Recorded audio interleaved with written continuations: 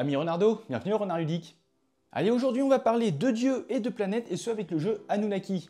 Ici on est sur un 4X avec une note de complexité estimée à 3,5 sur BGG, ça sera pour 1 à 4 joueurs et on sera sur des parties d'environ 1h30. Dans Anunnaki, vous serez à la tête d'une ancienne maison et en tant que chef, vous êtes considéré comme un dieu. Mais malheureusement vos terres sont en déclin et c'est pour ça que vous décidez de partir en quête et de vous battre pour un monde meilleur. Et monde qui n'est autre que Gaïa avec sa magnifique civilisation Atlantis. Vous allez donc devoir vous développer, réaliser des pactes commerciaux et recruter des unités et des dieux pour vous battre, et tout ça pour parvenir à vos fins. Et comme d'habitude, n'hésitez pas à laisser le petit pouce bleu et à vous abonner si ce n'est pas déjà fait, tout ça, ça permet de soutenir la chaîne et ça vous prend littéralement 2 secondes. Et sur ce, c'est parti.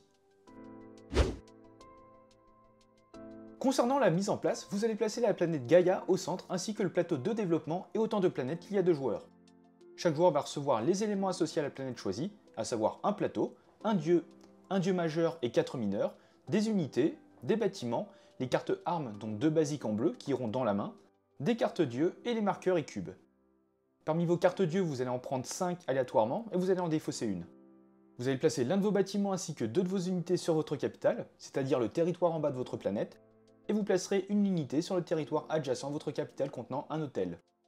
Après avoir choisi un premier joueur, celui-ci va disposer ses tuiles actions sur son plateau, dans l'ordre qu'il souhaite, et les autres joueurs copient ensuite le schéma. Vous allez placer une tuile civilisation sur les emplacements dédiés et un jeton culture à chaque intersection demandée. Vous allez piocher 3 cartes artefacts aléatoirement et vous allez préparer les tuiles commerciales en mélangeant celles des joueurs et les neutres. Enfin, vous allez placer les jetons de victoire sur la piste de domination et vous allez placer les 4 tuiles objectifs de façon aléatoire sur le plateau de développement. Et là, vous êtes prêt à démarrer la partie.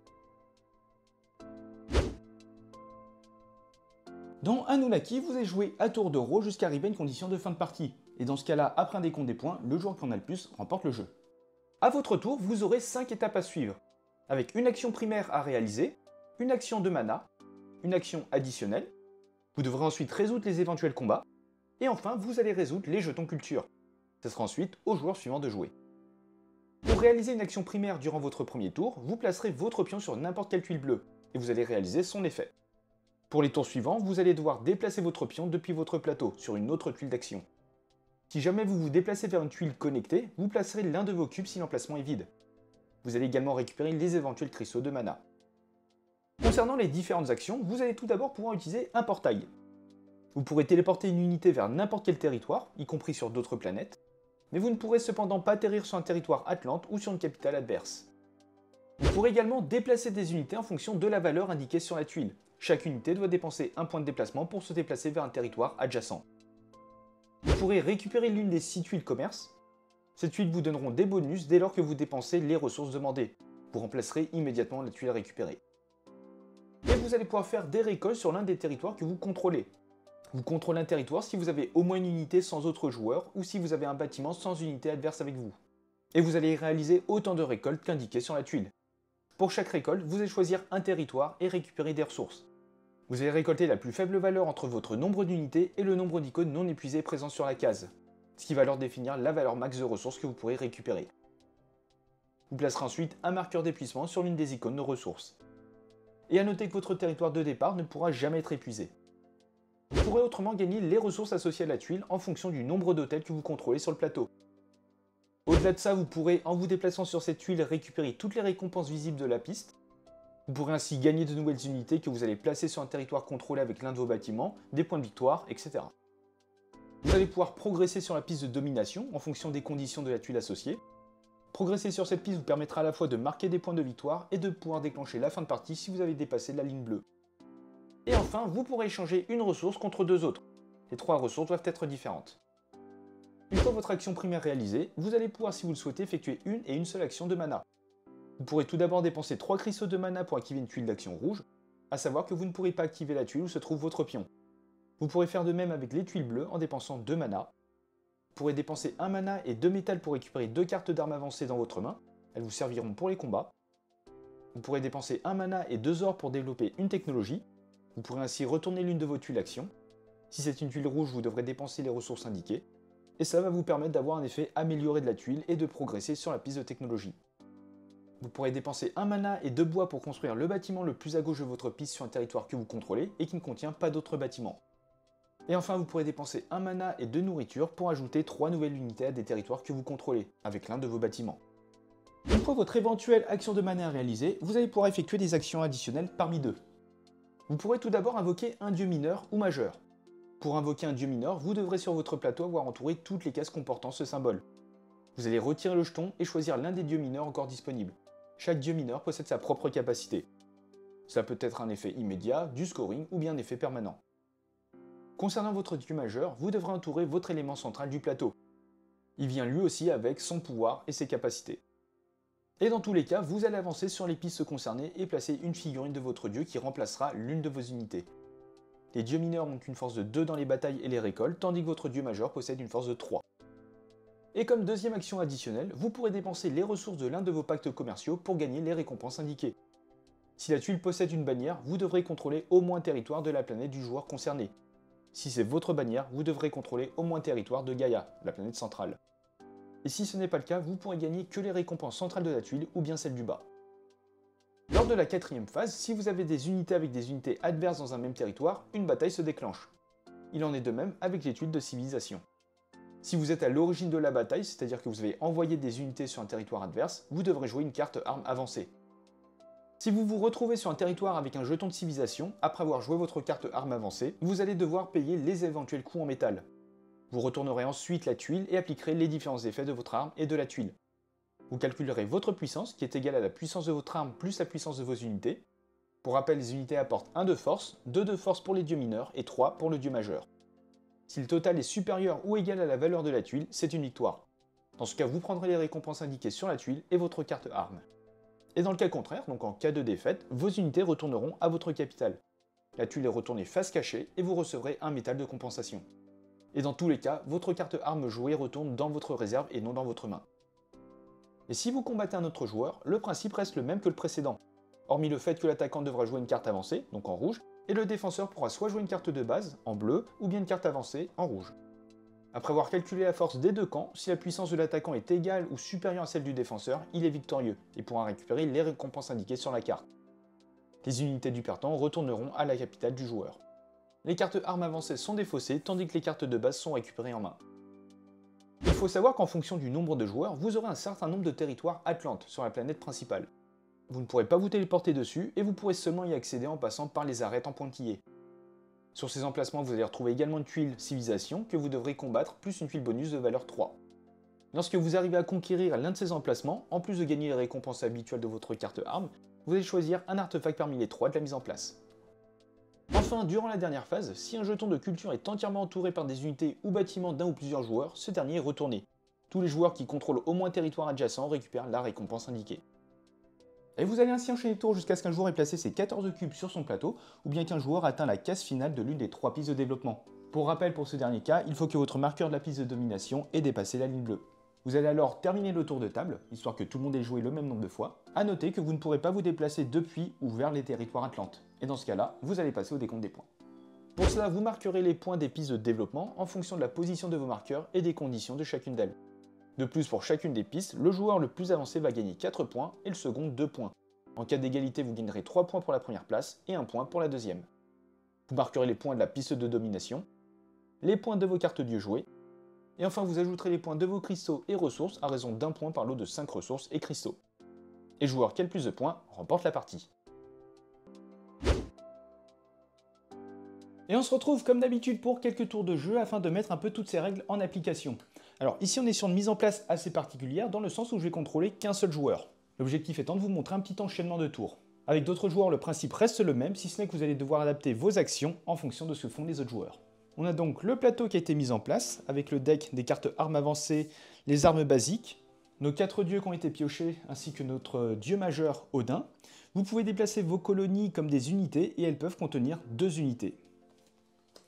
Il possède donc une petite capacité de façon permanente, et dès lors qu'on l'aura débloqué, donc dès qu'on aura récupéré notre dieu Odin et qu'on l'aura placé sur le plateau, on aura un petit pouvoir supplémentaire, qui va permettre de rajouter 2 de force à nos colonies.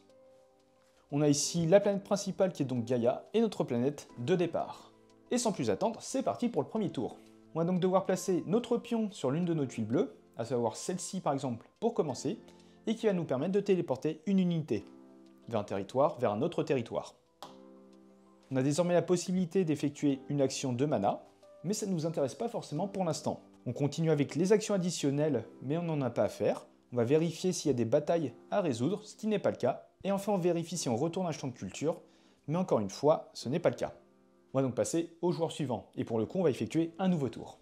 On va déplacer notre pion ici. Étant donné qu'on a ramené notre pion sur une tuile qui est connectée, on va pouvoir placer l'un de nos cubes, et ainsi récupérer un cristal.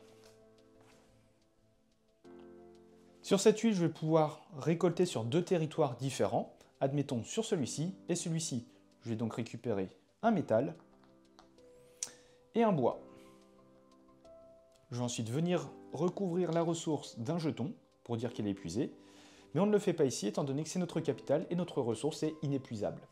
Et cette fois-ci, ici, je vais décider d'effectuer une action de mana. Je vais donc dépenser un cristal et 2 de bois pour pouvoir poser l'un de mes bâtiments, donc le bâtiment le plus à gauche de ma piste. Et je vais devoir le poser sur un territoire que je contrôle, à savoir ici. Je vais commencer à me déployer sur la planète Gaïa. Et je vais donc terminer mon tour. On recommence en déplaçant cette fois-ci mon pion ici. Encore une fois, je vais placer un petit cube. Et je vais pouvoir effectuer jusqu'à 3 déplacements. Admettons, 1, 2 et 3. Je vais cette fois-ci effectuer une autre action de mana en dépensant un cristal et 2 de métaux pour pouvoir piocher 2 cartes armes avancées. Pas d'action additionnelle en vue, pas de combattre à résoudre, on va donc passer sur un nouveau tour. Je vais par exemple me rendre ici pour déployer 2 nouvelles unités. Je vais donc regarder les icônes présentes sur ma piste et ici je vais donc rajouter 2 unités. Et ces unités vont apparaître soit ici, soit là. Mais admettons, dans cette zone. Je décide de ne pas effectuer d'action de mana ni d'action additionnelle, on va donc démarrer un nouveau tour. Je vais décider de retourner sur le portail et donc téléporter une autre unité à cet endroit-là. On démarre aussitôt un nouveau tour et je vais effectuer une action de collecte. Et je vais récupérer des ressources depuis ce territoire et ce territoire. Donc je vais récupérer un de métal, un or et une nourriture. Et je vais épuiser une ressource. Je vais utiliser mon dernier cristal de mana pour retourner cette tuile et dépenser 2 ors. A noter qu'ici on va pouvoir désormais gagner 2 ressources différentes et en plus on va progresser d'un cran sur la piste de développement. On entame directement un nouveau tour en se plaçant ici. On va donc récupérer 2 ressources de notre choix. Ici, on n'a plus de mana, donc on ne pourra pas utiliser d'action supplémentaire. Toujours pas d'action additionnelle, toujours pas de combat. Et on va donc démarrer un nouveau tour. Je vais me placer sur le portail de téléportation. On va donc placer un petit cube et récupérer 2 mana, 2 cristaux. Et je vais pouvoir téléporter l'un de mes petits bonhommes à cet endroit-là. Je mets immédiatement fin à mon tour et je vais en démarrer un nouveau. Et je vais me rendre ici. Je vais donc placer un cube pour récupérer un cristal. Et je vais pouvoir faire 3 déplacements, à savoir 1, 2 et 3. Même si j'ai 3 de mana, je ne vais pas faire d'action de mana supplémentaire. Et on va donc passer aux actions additionnelles. Ici, j'ai entouré ce petit jeton, ce qui va me permettre de débloquer un dieu mineur. Et je vais décider de le placer sur ce grand gaillard. Je vais débloquer un dieu mineur que je vais remplacer sur le champ de bataille. Et on va désormais résoudre un combat, où ici on attaque une tuile civilisation. Pour cela, il faut que je joue une carte d'arme avancée, c'est-à-dire une carte rouge, et je vais décider de jouer le marteau de guerre. Ici, je vais devoir payer 2 de métaux, et ce qui va me faire une force totale de 1, 2, 3, 4, 5, 6. On va retourner la tuile civilisation. On voit qu'elle a 5 de puissance, 6 supérieur à 5, je remporte le combat. Je vais donc pouvoir récupérer 2 ors, un bois. Et en plus de ça, je vais récupérer les récompenses de ma carte, à savoir progresser de 3 crans sur la piste de développement, 1, 2, 3. Et je vais également récupérer 4 points de victoire. Et je vais mettre fin à mon tour. Et je vous propose un dernier petit tour pour la route, où je vais me déplacer ici. Je vais pouvoir effectuer 2 déplacements, 1, 2, et je vais payer 1 de mana et 2 ors pour retourner une tuile, à savoir celle-ci. Encore une fois, je vais progresser sur la piste de développement, et lorsque je vais faire une action commerciale, chose que je n'ai pas faite durant cette partie, je vais pouvoir récupérer 2 tuiles présentes sur le plateau technologie. Au passage, la carte d'arme avancée retourne dans le paquet, Et il n'y a pas d'action additionnelle, il n'y a pas de combat. Par contre, on a un jeton de culture qui est entièrement entouré. On va donc le révéler et récupérer ses récompenses, à savoir piocher une carte arme. On va piocher cette fois-ci une dague qui ne coûte aucun métal et on va récupérer un point de victoire supplémentaire. Et vous allez ainsi enchaîner les tours jusqu'à arriver à un déclenchement de fin de partie. Donc pour rappel, soit vous posez vos 14 cubes sur votre plateau, ou bien que l'un de vos marqueurs ait atteint la case finale de la piste, d'une des pistes. Par contre, encore une fois, il faut que votre marqueur de votre piste domination ait dépassé la ligne bleue. Dans ce cas, vous allez passer au décompte des points et le joueur qui en a le plus remporte la partie.